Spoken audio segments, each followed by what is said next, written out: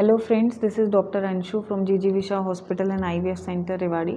आज हम बात करेंगे एंडोमेट्रियोसिस एंड इनफर्टिलिटी के बारे में। क्या एंडोमेट्रियोसिस इनफर्टिलिटी का रीज़न हो सकती है? तो उससे पहले एंडोमेट्रियोसिस क्या है? एंडोमेट्रियोसिस में जो हमारी नॉर्मल यूट्रस की लाइनिंग है वो यूट्रस के अलावा यूट्रस के बाहर यानी सबसे कॉमन ओवरी में ग्रो करना स्टार्ट करती है और चॉकलेट सिस्ट बनाने लगती है और आसपास की चीज़ों में एडिशंस यानी आसपास की चीज़ें चिपक जाती हैं।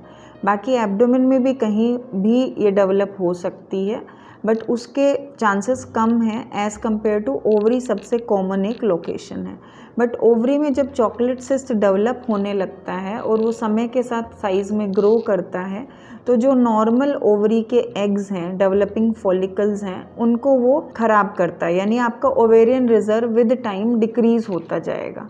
साथ ही साथ जो ओवरी का और ट्यूब का एक रिलेशनशिप है जिसकी वजह से एवरी मंथ जो आपका एग रिलीज़ होता है उसको ट्यूब कैच करती है एग को, वो रिलेशनशिप बिकॉज कि आपके एडिशंस हो गए हैं आसपास में, तो ट्यूब और ओवरी का एक रिलेशनशिप ख़राब हो गया है जिसकी वजह से एग को ट्यूब ठीक से कैच नहीं कर पाती है। ट्यूब की जो पेरिस्टाल्टिक मूवमेंट से जिससे एग अंदर जाता है वो मूवमेंट्स ठीक से नहीं हो पाती है और उसकी वजह से इनफर्टिलिटी एक कारण होता है। तो ओवरी का रिजर्व कम हो जाता है, आपका ट्यूब और ओवरी का रिलेशनशिप ख़राब हो जाता है। और इसमें दूसरे प्रॉब्लम्स क्या आ सकते हैं कि हस्बैंड के साथ इंटरकोर्स करने में पेनफुल इंटरकोर्स होता है कुछ लोगों को, so they are not able to do the intercourse also. तो these are the common reasons जिसकी वजह से इनफर्टिलिटी होता है एंडोमेट्रियोसिस पेशेंट्स में। तो इसका ट्रीटमेंट क्या है?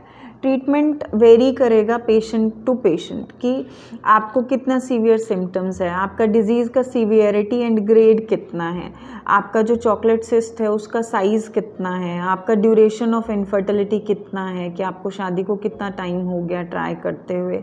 यूजुअली अगर चॉकलेट सिस्ट का साइज़ 3 सेंटीमीटर से कम है, आपके ट्यूब्स पेटेंट हैं, तो आपका chances of getting pregnant naturally are more. But अगर आपका size of the cyst 3 to 4 centimetre से ज़्यादा है तो उसमें ट्यूबो ओवेरियन रिलेशनशिप ख़राब होने के ज़्यादा चांसेस हैं। तो उस केस में आपको लेप्रोस्कोपी यानी दूरबीन के जांच की ज़रूरत होती है जिसमें आपका ट्यूब और ओवरी का रिलेशनशिप को रीएस्टेब्लिश किया जाता है और आपकी फर्टिलिटी को एनहांस किया जाता है। उसको फर्टिलिटी एनहांसिंग सर्जरी बोलते हैं। तो सर्जरी के तुरंत बाद पेशेंट्स के फर्स्ट 6 मंथ्स में कंसीव करने के चांसेस सबसे ज़्यादा हो जाते हैं। बट सेम सिचुएशन में अगर आपके एंडोमेट्रियोमा का साइज़ बहुत बड़ा है, दोनों साइड्स में एंडोमेट्रियोमा है, साथ में आपको ओवेरियन रिजर्व बहुत कम है और ड्यूरिंग सर्जरी हम देख रहे हैं कि ट्यूब्स भी डैमेज्ड हैं, तो वो कैटेगरी फिर ग्रेड 4 एंडोमेट्रियोसिस में आता है। उस केसेस में आपको नॉर्मल फर्टिलिटी में टाइम वेस्ट करने के लिए your chances of pregnancy are very very less naturally. So if you want to conceive then IVF is the best option in grade 4 cases of endometriosis.